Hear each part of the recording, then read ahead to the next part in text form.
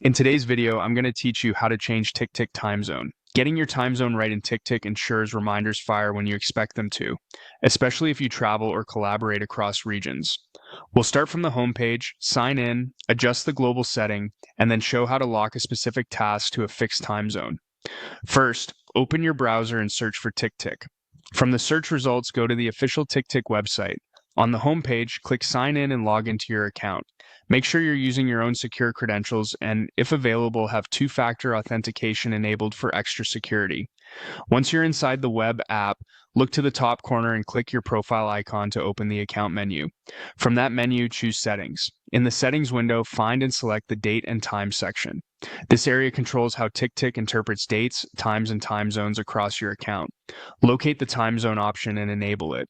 Turning this on makes sure TickTick consistently uses the time zone you specify rather than relying solely on your device's automatic settings.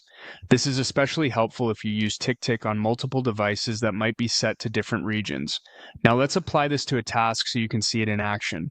Open an existing task, or add a new one if you prefer.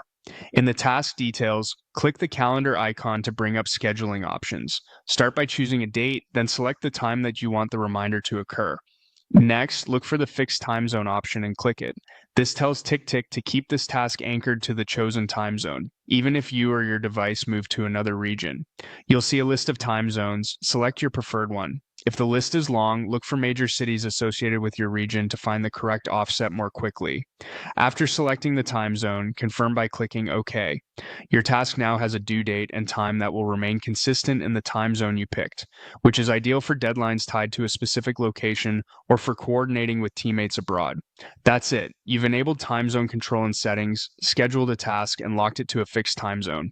As a tip, double-check your other devices after making changes to ensure everything syncs correctly, and be mindful of daylight saving changes when selecting a region.